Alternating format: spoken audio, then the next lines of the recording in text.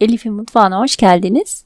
Bugün sizlerle kahvaltı sofralarınıza farklı bir lezzet katacak yoğurtlu yumurta tarifini paylaşmak istiyorum.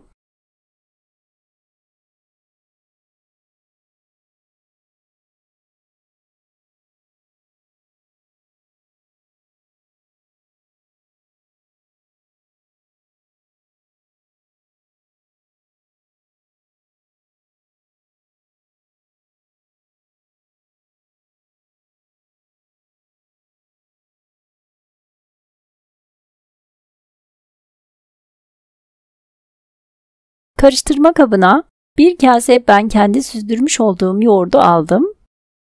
Üzerine 2 kaşık da normal yoğurt ekledim. 1 çay kaşığı kadar tuz. 1-2 diş rendelenmiş sarımsak ekleyip pürüzsüz bir kıvam alana kadar karıştıralım.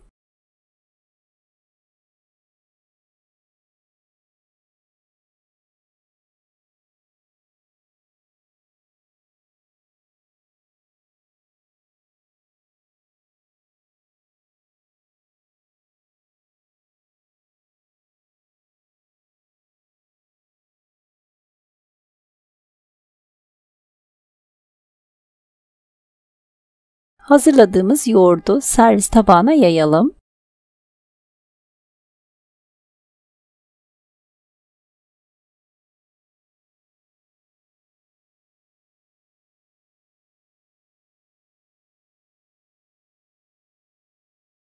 Bir kasenin içerisine 3 adet yumurtayı kıralım.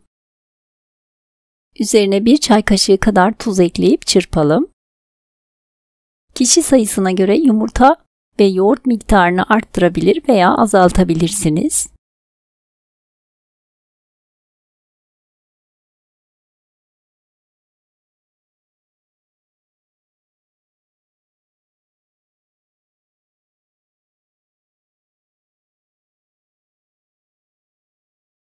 Tavaya 1 yemek kaşığı kadar sıvı yağ ve 1 yemek kaşığı kadar tereyağı ekleyip yağ eritelim.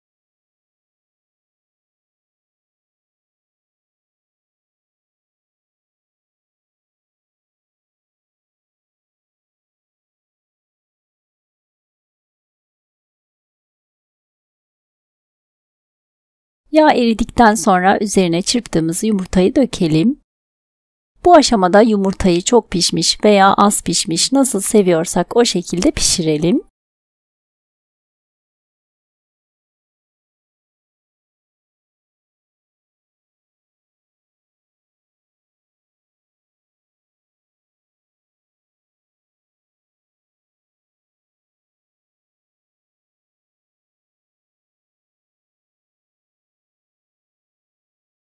Daha sonra pişen yumurtayı ocaktan alalım.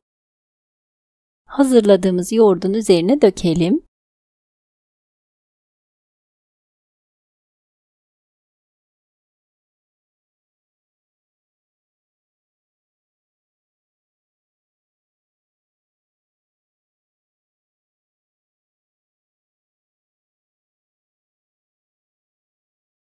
Tavanın dibinde kalan yağı da üzerine gezdirelim.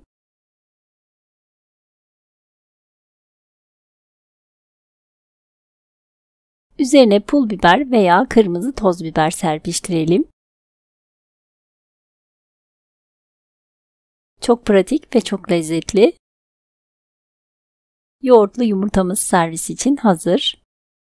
Deneyecek olanlara şimdiden afiyet olsun. Beğeni ve yorumlarınızı bekliyorum. Videomu izlediğiniz için teşekkürler.